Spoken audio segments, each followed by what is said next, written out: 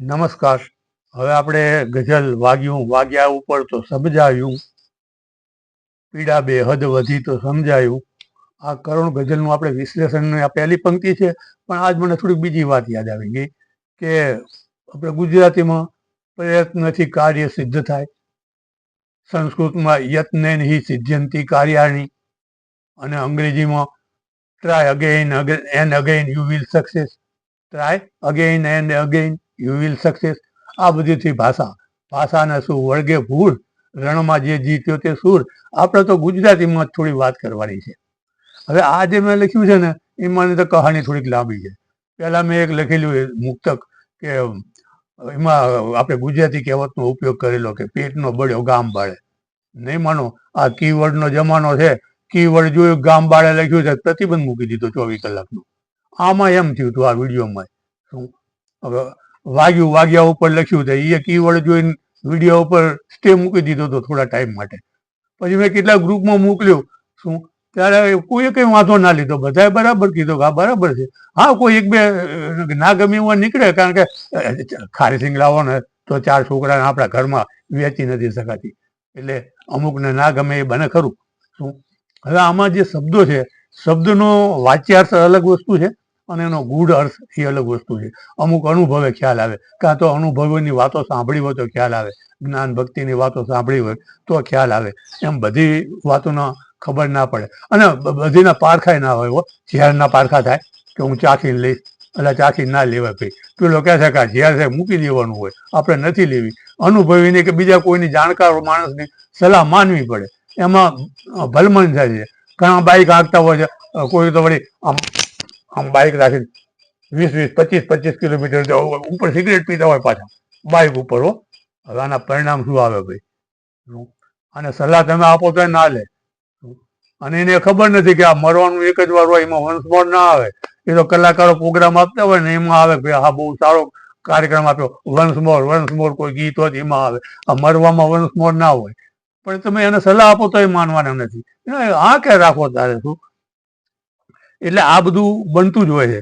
અને આ મેં તમને વાત કરી ને એ પ્રમાણે અનુભવ લેવાનું ઘટાડવા એ બધું અલગ વસ્તુ છે. અનુભવમાં જે અર્થ મળે એ તો અલગ જ હોય છે બધું. શું હવે વાગ્યા ઉપર તો સમજાયું, પીડા બે હદ વધી તો સમજાયું. આ બધું અનુભવે ખબર પડે છે. વાગ્યું હોય થોડુંક ને ફરી વખત વાગે ત્યારે ખ્યાલ આવે.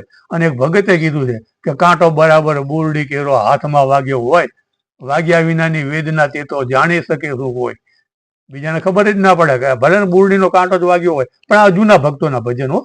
આમાં કલાકારો ગાય નહીં, એમને પ્રખ્યાત થવું હોય ને એટલે ગાતા હોય. આવો જૂના ભજન કોઈ ના ગાય. કાંટો બરાબર બોરડી કેરો હાથમાં વાગ્યો હોય, વાગ્યા વિનાની વેદના તે તો જાણી શકે શું કોઈ. એટલે આવી બધી બાબતો છે કે તો જ એને ખ્યાલ આવે. અને એ ભક્તે કીધું છે કે જે ખાતાનો જીવડો તે ખાતામાં જાય, જે ખાતાનો જીવડો તે ખાતામાં જાય, બળ આવે નહીં ખેંચતા, બળ આવે નહીં ખેંચતા, આપે ખેંચાતો જાય.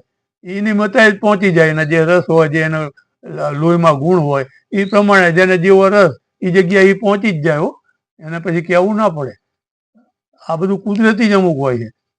મને મળ્યું, લોહીમાં ઘણું મળ્યું છે, પણ ખબર ના પડે જલ્દી. અને બધી અમુક દલીલો કરતોય નથી હું, અને આમાં તો કરાય જ નહીં. ખાનગીમાં થોડું થોડું સમજાવું છું માણસોને મારા ગામમાં. અને આમાં પૈસા મને મળતા નથી, પણ અમુક જે આશીર્વાદ મળે છે ને એ તો ગજબ ના હોય છે. એક બેને તો લખીને મોકલ્યું કે તમે તો ગામનું ગૌરવ છો. આમાં શું, મારા તો દેશ તમે જુઓ ને કાંઈ ઠેકાણું નથી, તો એ લખીને મોકલ્યા છે ગામનું ગૌરવ છે. કોઈ વળી ભેગો થાય કે ચીંથરે બાજુ રતન, તો ચીંથરે બાજુ રતન છે કે શું. એટલે જેને સમજણ પડે એને પડે. અને આપણે બધાને પાડવીએ નથી, જેને પડતી હોય એ સમજે થોડુંક.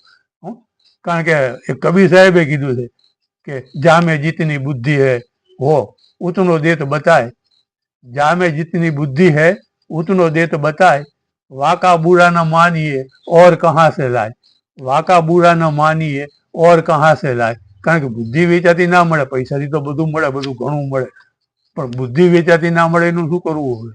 એની હાટડિયું હોય નહીં. નહીં તો એ અરજી કરી લખીને મોકલી માગી ના હકાય. ભગવાન ના જાય બાધા માનવથી બુદ્ધિ ના મળે મારી ઉઠી.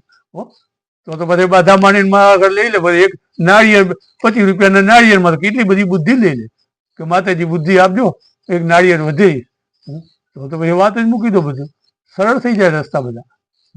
પણ જામે જીતની બુદ્ધિ એ ઉતનો દે તો બતાય શું, અને એના પ્રમાણે જ થાય. અને આ મારે કાર્ય કરવાનું છે અને કરું છું કે સમયનો સદુપયોગ તો થાય છે. આપણે કઈ આમ છૂટા હાથે બાઇક નથી હાંકવાનું, સિગરેટ પીતા પીતા કે હા હા હું કેવો મસ્ત બાઇક હાંકું છું, જોઈ લો, મારો ફોટો પાડી લો. એ પછી દાઢી બાડી બનાવીને હાંકતા હોય ફર્સ્ટ ક્લાસ, ટનાટન ઠાઠ માઠ પહેરીને સારા કપડા. ચલો મિત્રો, ટાઈમ થઈ ગયો છે. નમસ્કાર.